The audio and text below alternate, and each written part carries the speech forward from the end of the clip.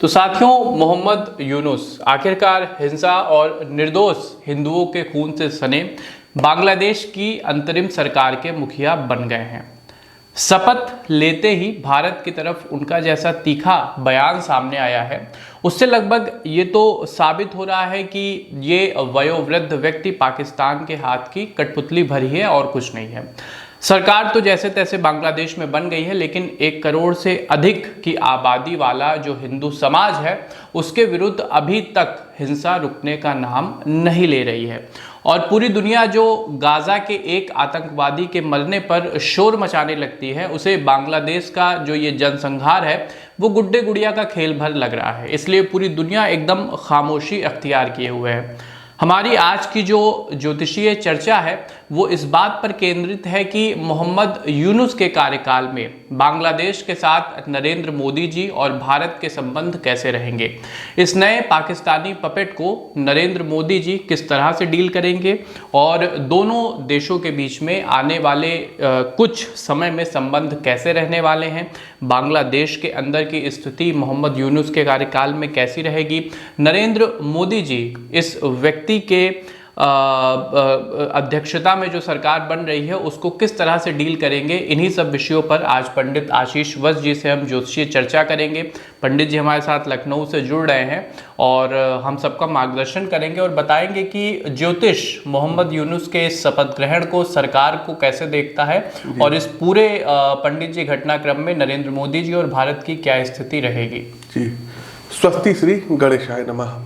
शिवम जी, आपने जो प्रश्न पूछा है मोहम्मद यूनुस से संबंधित, बिल्कुल, तो उनका बर्थ डाटा तो हमारे पास है नहीं, लेकिन चूंकि बांग्लादेश के जो है अब वो मुखिया बने हैं, तो जो ओथ सेरेमनी होती है जिसको शपथ ग्रहण बोलते हैं, तो शपथ ग्रहण का जो कार्यक्रम हुआ था ये 8 अगस्त 2024 को हुआ था और लगभग रात को 9:10 से लेकर के और 9:30 बजे के बीच में सब कार्य जो है कार्यक्रम हुआ था। तो इस हिसाब से यदि हम जन्म कुंडली का निर्माण करें तो मीन लग्न की कुंडली और कन्या राशि आती है। जी देखिए, कन्या राशि जो है ये पृथ्वी तत्व की प्रधान राशि है और मीन लग्न जो है ये जलीय लग्न है। साथ ही साथ लग्न व राशि यदि दोनों पर हम प्रकाश डालें तो दोनों ही द्विस्वभाव लग्न है और द्विस्वभाव राशि है। कहने का मतलब ये है कि जो भी द्विस्वभाव लग्न या राशि में पैदा होते हैं, आप लोग कभी दर्शकों गौर करिएगा, यदि आपके घर में कोई मीन राशि का होगा, मीन लग्न का होगा, या कन्या राशि कन्या लग्न का होगा, या मीन लग्न और कन्या राशि का होगा, तो देखेंगे कि उसके अंदर की चीज बाहर जल्दी नहीं आती है। ऐसा जो व्यक्ति होता है ये बहुत ही ज्यादा मिस्टीरियस रहता है। तो ये जो शपथ लिए हैं तो कहते हैं हाथी के दांत खाने के और दिखाने के कुछ और हैं। बिल्कुल, बिल्कुल। तो ये एक प्रकार से जो आपने अभी शुरुआत में शब्द यूज किया पपेट, तो ये एज ए पपेट हम इनको जान रहे हैं। भाई आप प्रधानमंत्री बन गए हो, अभी भी हिंसा बांग्लादेश के सड़कों पे चल रही है, क्यों नहीं आप अपने जो है सेना चीफ को बुला करके ऑर्डर देते हैं कि जो है 24 घंटे का तुम्हारे पास समय है, हिंसा को रोको। बिल्कुल, और वो भी तब जब लोग गाजा में तो साथ खड़े हो जाते हैं मुस्लिमों के, लेकिन हिंदुओं के लिए कोई नहीं खड़ा होता है। हमारे देश के प्रधानमंत्री जी भी इस पे मौन व्रत धारण किए हुए हैं। भारत सरकार से भी ये अपील है कि आपको कुछ ठोस कदम उठाने पड़ेंगे, हिंदू हितों की रक्षा करनी पड़ेगी और दुनिया भर में जहां कहीं भी हिंदू हैं, सबसे पहले तो आपको एक इस चीज की एडवाइजरी जारी कर देनी चाहिए, जहां भी हिंदू पैदा होंगे भारत की नागरिकता स्वतः उसको मिल जाए, जैसे इजराइल करता है। पहली चीज। दूसरा, हिंदू हितों की रक्षा के लिए यदि किसी प्रकार का कोई जो है रूल भी ब्रेक करना हो, वो इनको ब्रेक करना चाहिए। भाई आप प्रधानमंत्री हैं, आपने क्या कहा था कि जिसके पास 121 करोड़ की आबादी है वो किसी के दबाव में नहीं आएगा। तो इनको भी किसी प्रकार के जो है दबाव में नहीं आना चाहिए। दबाव आप जान रहे, यूएन का दबाव होता है, वर्ल्ड बैंक का होते हैं, अमेरिका का दबाव होता है। किस बात का आप सोच रहे हैं? काचुप साथ रहो बलवाना। आपके अंदर किस चीज की कमी है? आप प्रत्येक हिंदू जो बांग्लादेश के हैं, सताए गए हैं और जो स्वेच्छा से आना चाहते हैं, बोल दीजिए जो है बॉर्डर अपने लगाइए, सेना को लगाइए, बीएसएफ को लगाइए, सीआरपीएफ को लगाइए, एयरफोर्स लगाइए, नेवी लगाइए, और परीक्षण के आधार पर, क्योंकि होता क्या है, जब अमृत बांटा जा रहा था तो दुष्ट रूपी राहु और केतु देवताओं का भेष बना करके आ गए थे। तो परीक्षण के आधार पर हिंदुओं को भारत में शरण दीजिए, उनके लिए बेस कैंप वगैरह आप तैयार करिए और जो भी मूलभूत सुविधाएं हैं वो उनको मिलनी चाहिए, पहली चीज। दूसरी चीज, मोहम्मद यूनुस की यदि हम बात करते हैं तो आने वाले समय में भारत के साथ रिश्ते अच्छे नहीं रहेंगे, ये आप नोट करके लिख लीजिए। इस व्यक्ति ने बनते ही कहा है कि अगर भारत हमारे शत्रुओं से, या कुछ इस तरह का इसने बयान दिया है जो भारत के नज़रिए से एक नकारात्मक बयान ही कहा जा सकता है। तो इनकी मनोदशा और इनकी जो विचारधारा है वो बहुत होस्टाइल लग रही है भारत के खिलाफ। शिवम जी देखिए, भिखारियों से किसी चीज की उम्मीद नहीं करनी चाहिए, और भिखारी हमारे सामने क्या करके बैठेंगे जी। जो आप हमारे रहमो करम पर खुद आप जो है बने हैं, पले हैं, बड़े हैं।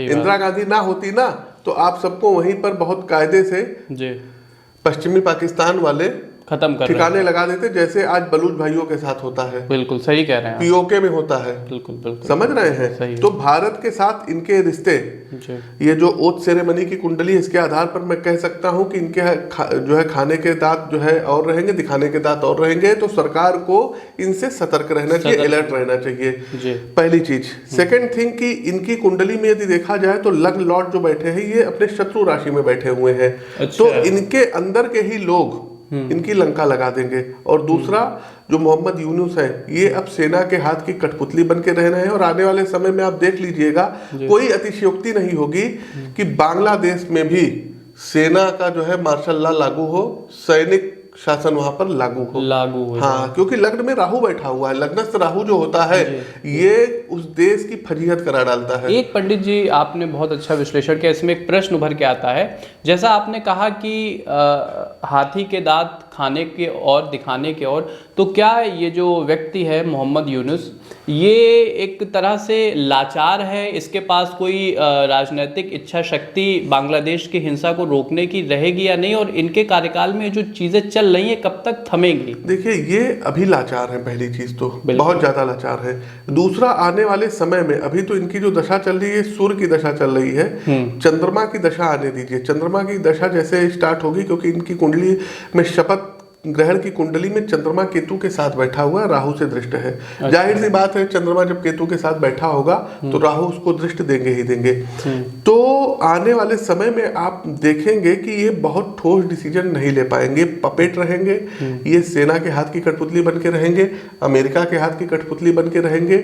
और भारत की जो भी मतलब जो है रक्षा सौदे हो गए, या उस देश के साथ जो है पोर्ट्स को लेकर के कुछ सौदे हो गए, तो ये चाइना, पाकिस्तान और अमेरिका की कठपुतली बनेगी। और आने वाले समय में बांग्लादेश में बड़े पैमाने पर हिंसा फिर देखने को मिल सकती है। बहुत इंटरेस्टिंग टॉपिक आपने इसमें एक चीज़ कही है कि जैसा ये पाकिस्तान और चाइना के हाथ का पपेट रहेगा। पाकिस्तान का तो चलिए खैर उसका काम है पूरी दुनिया में और विशेषकर भारत में हिंसा फैलाना।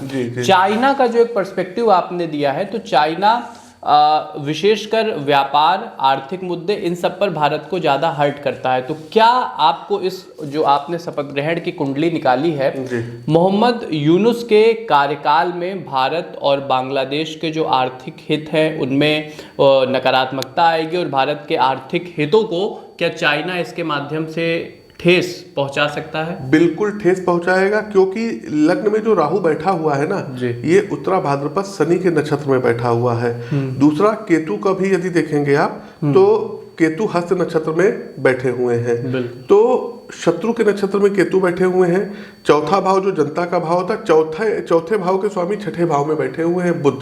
तो जो छठा भाव होता है ना, ये अगर आप देखेंगे तो ये शत्रुओं का होता है, रोग ऋण शत्रुओं का होता है। तो इनके ऊपर लोन एक्चुअली में ये कुछ इनको हो सकता है कि वर्ल्ड बैंक कुछ इनको जो है मतलब राहत पैकेज जो है ऑफर करे, चाइना इनको विशेष रूप से, हाँ, यूएस देगा। लेकिन वो होता नहीं है कि नदी में अगर किसी मछली को पकड़ना होता है तो चारा डालते हैं, तो वो चारा फेंकेगा और ये उसके जाल में फंसेंगे। और आने वाले समय में देखिएगा कि इस समय जैसे आप अफ्रीका देख रहे हैं, अफ्रीका पे अधिकतर कंट्रोल देखेंगे तो चाइना का हो चुका है। यही सेम हाल बांग्लादेश में, श्रीलंका के साथ भी, श्रीलंका के साथ हुई है। भारत को घेरने के लिए ये जो मतलब तख्ता पलट हुआ है, ये जो सत्ता परिवर्तन हुआ है, बड़ी साजिश, और ये चाइना, अमेरिका, पाकिस्तान ने मिलकर के साजिश को अंजाम दिया है। मैं अपने इस वीडियो के माध्यम से मोहम्मद यूनुस को भी आगाह करना चाहता हूं कि यदि आप अपने देश के लोगों की और उनको हितों की रक्षा करना चाहते हैं तो चाइना से दूरी बना करके रख लीजिएगा, नहीं तो फिर भगवान ही मालिक है। आने वाले 10 सालों में आप देखेंगे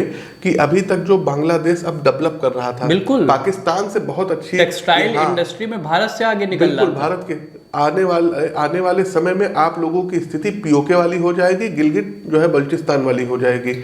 एक पंडित जी, आपने भारत का जो पूर्वी हिस्सा है उसका बहुत अच्छा विश्लेषण किया, लेकिन भारत का पूर्वी हिस्सा कहीं ना कहीं पश्चिमी हिस्से से जुड़ा है, और जब हम पश्चिमी हिस्से की बात करते हैं तो कश्मीर की बात करते हैं, और हाँ। पिछले कुछ दिनों से कश्मीर में हिंसा बढ़ी है। तो क्या ये व्यक्ति जो मोहम्मद यूनिस है, जो प्रधानमंत्री बना है, मुखिया बना है, तो क्या भारत को अब दो तरफा हिंसा या दो तरफा रणनीति बनानी पड़ेगी अपने पूर्वी जो भारत की पूर्वी सीमा है और जो पश्चिमी सीमा पर पाकिस्तान कर रहा है आतंकवादियों के द्वारा? मैं आपको थोड़ा सा टोकना चाहूंगा जी। पूर्वी सीमा और पश्चिमी सीमा के साथ साथ जो चाइना बॉर्डर लगा हुआ है पूर्वोत्तर का मतलब नॉर्थ ईस्ट अगर आप देखेंगे वहां पर पाकिस्तान से भी यदि ज्यादा कोई खतरनाक है भारत के लिए तो ये चाइना है। तो आपको सबसे ज्यादा चाइना बॉर्डर पर ध्यान देना पड़ेगा, खास करके आपको अरुणाचल प्रदेश हो गया, सिक्किम हो गया, इन सब जगहों पर विशेष आपको ध्यान रखना पड़ेगा। और मोदी जी कठोर फैसले लीजिए, इसीलिए आपको प्रकृति ने इस कुर्सी पर बैठाया है। क्योंकि आज आप हैं, कल कोई दूसरा होगा, परसों कोई तीसरा होगा, ठीक है। ये जो पद है ये कभी भी किसी के साथ कांस्टेंट नहीं रहता, सनातन नहीं है। तो हिंदू हितों की रक्षा करिए, और हम अपने सरकार से भी ये आग्रह करेंगे, निवेदन करेंगे कि जो भी बांग्लादेश में हिंदू हैं, शरणार्थी हैं, उनका परीक्षण करके आप उनको कुछ दिन तक कैंप में रखिए। जब वहाँ हालात सही हो जाए तो आप उनको वापस कर दीजिए, वहाँ भेज दीजिए। अगर नहीं जाना चाहते हैं तो अपने देश की उनको नागरिकता प्रदान करिए। और देखिए, बहुत ही ज़्यादा एक चीज़ होती है आशीर्वाद, दुआ। तो उन लोगों की जो ब्लेसिंग्स है, दुआएं हैं, आशीर्वाद है उन नागरिकों की, वो आपको बहुत ज़्यादा आगे बढ़ाएगी। तो शिवम जी, यही हमारा निष्कर्ष था। फिलहाल ये पपेट है, ये व्यक्ति खतरनाक है। ये ऊपर से अच्छा बोलेगा लेकिन पीठ पीछे हो सकता है बोल देगा कि ये हिंसा रोक दो, नहीं तो मैं प्रधानमंत्री पर छोड़ दूंगा। ऐसा नहीं है। ये केवल एक डेंटिंग पेंटिंग है। और शिवम जी, किसी देश के प्रधानमंत्री यदि सेना को एक बार ये आदेश दे दें तो ऐसा संभव ही नहीं कि हिंसा ना रुके। सही कह रहे हैं। तो कुल मिला के वीडियो के अंत में हम ये कह सकते हैं कि जो ये मोहम्मद यूनुस है, ये पाकिस्तान की जो ISI है और जो बांग्लादेश की सेना है उसके हाथ का ये पपेट है, कठपुतली है। पाकिस्तान, चाइना, USA, बांग्लादेश, 4 ये कंट्री है, इनकी ये कठपुतली है। तो और इनका हेल्थ आने वाले समय में देख लीजिएगा जी। इनकी ओथ सेरेमनी के हिसाब से 2025 में और अप्रैल के बाद से इनको हेल्थ रिलेटेड कुछ सीरियस इशू हो सकते हैं। तो मतलब बांग्लादेश आगे आने वाले भी 2-3 सालों में एक पॉलिटिकल टर्मोइल में, एक अस्थिरता में 2027 तक बड़ी अस्थिरता बांग्लादेश में रहेगी, और इसका असर कहीं ना कहीं वहाँ के हिंदुओं पर पड़ेगा। बिल्कुल।